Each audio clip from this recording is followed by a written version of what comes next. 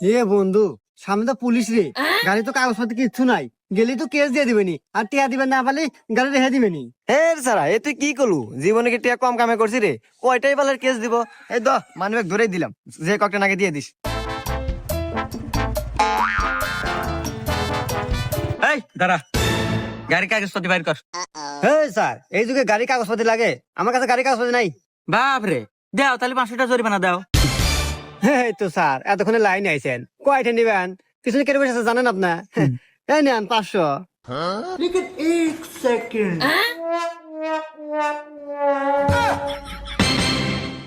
তোর পিছনে কে দেখো?